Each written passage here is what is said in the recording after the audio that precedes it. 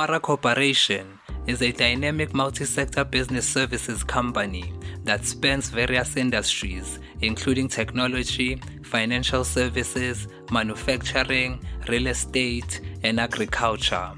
Founded in 1996 by Ashish J. Thakkar, the company has established a substantial presence in 24 countries, employing over 11,000 individuals. Its global headquarters is situated in Dubai, United Arab Emirates.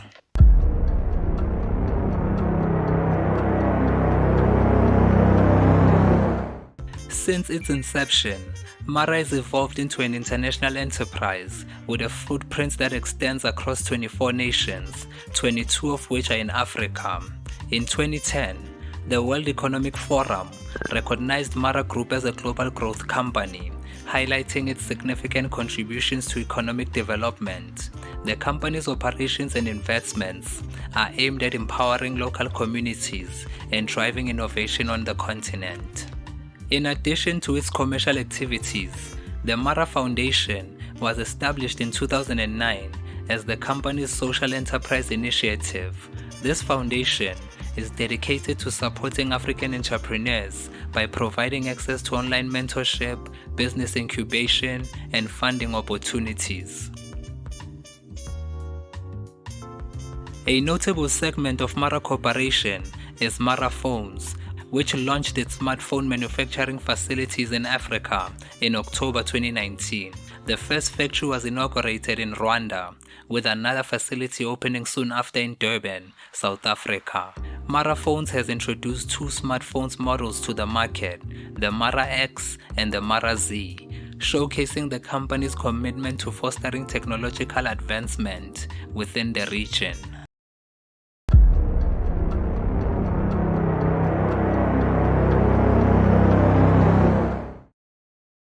Calling them the first made-in-Africa smartphones, Mara Group opened two factories in October 2019 with a $100 million investment near Durban in what is described as South Africa's first fully fledged smartphone manufacturing plant. It is Africa, South Africa, and Mara's dream that has been fulfilled. We finally launched a smartphone factory that will create jobs for South Africans. It is high-tech manufacturing in South Africa by South Africans, Thakkar said in Durban. The Mara Group investment in the country follows the South Africa Investment Conference in 2018, where President Cyril Ramaphosa announced 300 billion rands in investments into the country. We have delivered in our commitment to open a smartphone factory in SA, Thakkar said. This represents the Mara Group's first foray into the country and the first fully fledged smartphone manufacturing plant that will produce high-quality but affordable smartphones locally. The Durban plant has 200 employees, can manufacture 10,000 Mara phones every day, he said. Both factories are making only two models, the $200 Mara X and the $265 Mara Z. Welcoming the firm, Ramaphosa said it advances the country's plan to be a hub of innovation and enterprise, which will open opportunities for young people.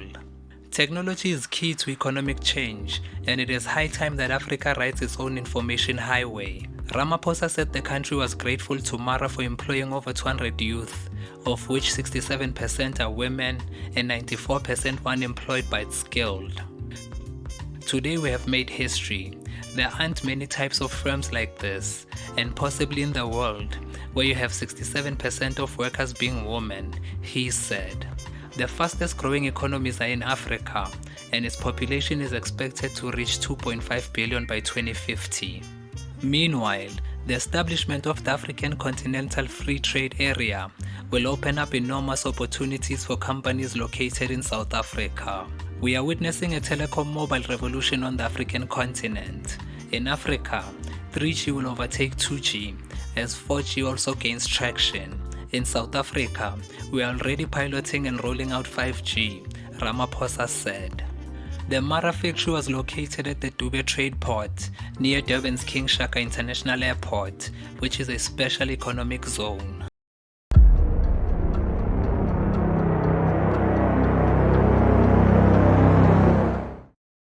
Residents of one of South Africa's most advanced township, Soweto, experienced the look and feel of Mara devices at the Mara Experience Store.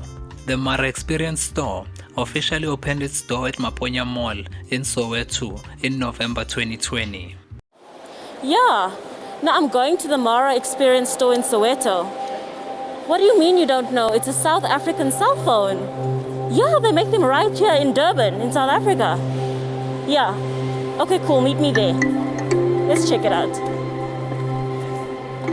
This came a year after the Dubai headquartered Mara Corporation opened its high-tech South African-based smartphone manufacturing facility at the Dubai Trade Port Special Economic Zone in KwaZulu-Natal. The KZN-based smartphone manufacturing facility was in line with the government's focus to promote local production, to boost economic growth and create much-needed jobs.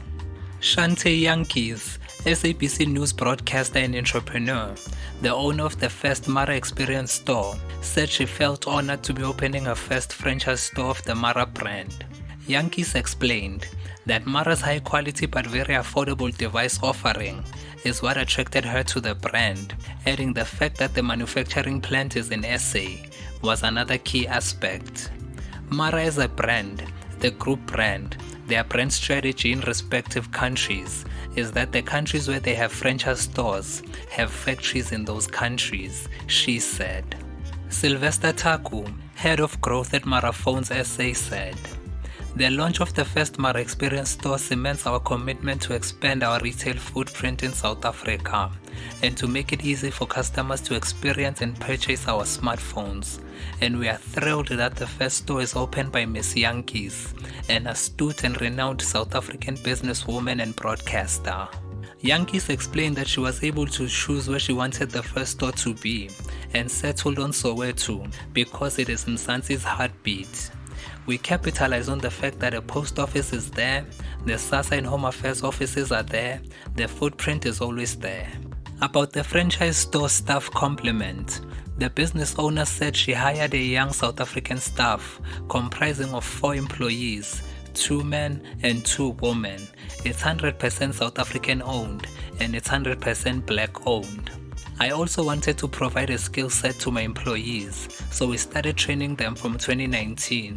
When you look at the components of the staff that we have, in terms of drive, passion, skill set, and know-how, it's an incredible combination that has come together." The store displayed 5 of the Mara phone brand devices. These were the Mara F, which was retailing for 899 rands, the Mara X was retailing at 1,999 rands, the Mara Z, which was on sale for 2,999 rands, the Mara X1 for 3,999 rands, and the Mara XZ1 for 4,999 rands, according to Yankees.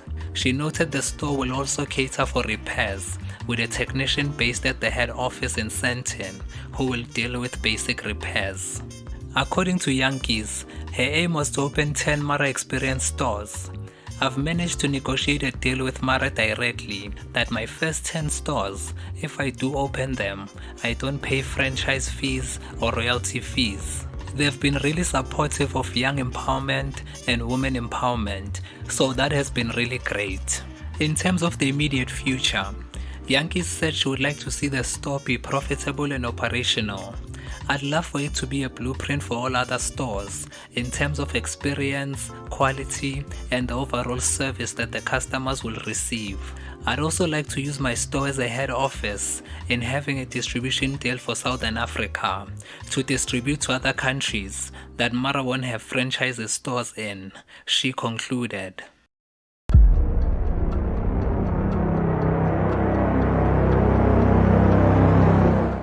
In February 2022, Mara Phone's founders demanded the sale of the KwaZulu-Natal factory in an attempt to salvage what they could from the facility. Auction documents revealed that the plant and its contents were being sold as a single unit. The auction lot included the plant, its manufacturing and testing equipment, smartphone components, and assembled devices sitting in storage. The line is in very good condition and could be reworked to make other electronic components, the auctioneers said. Thaka described the company's ambitious plan to launch a smartphone factory in South Africa as untenable due to COVID-19 pandemic and lockdowns 4 months after its launch. Unfortunately, the lack of uptake in the South African domestic market, coupled with a shortfall in tender materializations and lockdowns, has prompted this course of action, Mara's executives said. As in other countries, the pandemic really affected South Africa in our business as a result. The company didn't mention its plans for the Mara Phones Experience store, which had opened in Maponya Mall, Soweto, in November 2020. Reports at the time indicated that the store's employees were unaware that the factory was being shut down. They could not offer customers repair services, did not know where their new stock would come from, or whether the store would stay open. Its closure came despite Mara Phones receiving a 101 million rand tax break in February 2020 for qualifying as a so-called greenfield project. The company had also received the status of a preferred brand in the South African government's R1.5B 2021 communications contract. This forced various state institutions to give preference to Mara smartphones over rivals like Samsung and Huawei. The South African plant's performance was in stark contrast to the Mara Phones factory in Rwanda, which is still performing well after opening around the same time in October 2019. Shortly after the news of Mara Phones closing the KwaZulu-Natal factory, a former plant employee told My Broadband about the poor working conditions they were subjected to in the facility. The former staff member alleged that the company had no regard for human rights or fair labor practices. They claimed that the staff had last received wages for April 2021 and had not received any payment since. It has been 10 months of hunger, poverty, and stress from our creditors, they said. We have lost more assets due to non-payments, and no one seems to care. Employees were unable to claim from the Unemployment Insurance Fund, as Mara Phones didn't want to provide retrenchment letters when the factory stopped operating.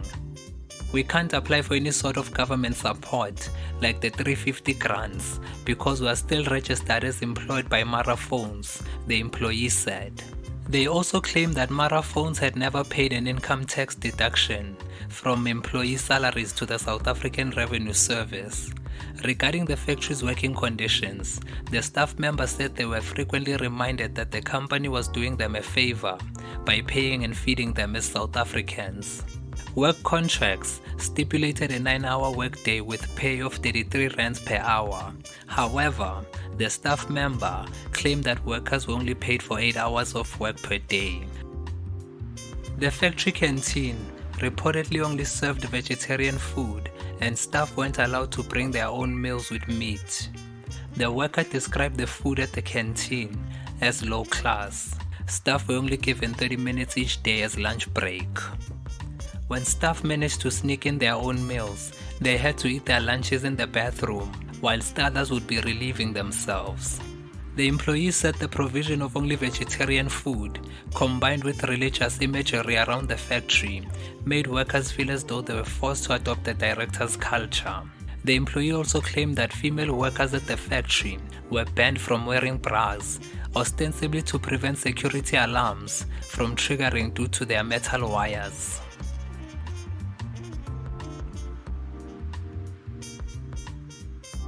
In March 2022, the Mara Phones management buyout team claimed that it had found an investor that could help save the South African factory and keep its staff employed. Sylvester Taku, who had served as Mara Phones managing director in South Africa, revealed that a management buyout team under his lead had secured an investor to ensure the business was adequately capitalized. The fact that we have secured the partnership of a Tier 1 raw material supplier will significantly improve margins and provide us with the capability of always having a broad range of devices with the latest specifications, he explained. We have the support of our channel partners and the support from the government in creating an enabling environment for locally manufactured smart devices. However, these plans hit a major roadblock. Taku ended up revealing that the factory state-of-the-art machinery was sold off for a fraction of its value, while an electronics manufacturer has acquired the equipment, offering a faint glimmer of industrial hope. The broader damage has been done, he said. A local factory with immense potential has been lost, along with livelihoods, credibility, and the hard-won aspiration of those who believed in African-made technology. Taku said that just months after joining the buyout, Libashe Investment Group suspended him for alleged misconduct. What followed was a steady erosion of the original vision, he said. Taku challenged his suspension by taking his case to the CCMA and the High Court. In both forums, he was completely vindicated. The rulings exposed the suspension as unsubstantiated, procedurally flawed, and devoid of credible evidence. This was never about misconduct, Taku said. It was about differing values. I believed and still believe in the power of local innovation and production. However, he said Libashe insisted that South African manufacturing was not viable.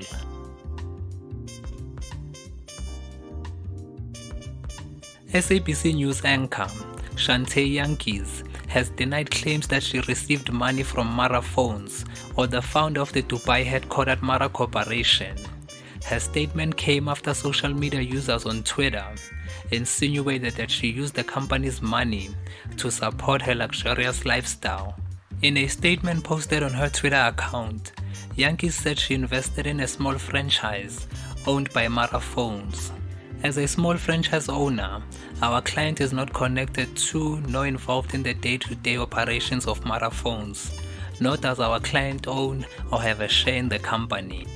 We request all media houses and informal blogs to discontinue the unlawful and unauthorized use of our client's images and name in allegations that have no legal or juristic ties with her, the statement read.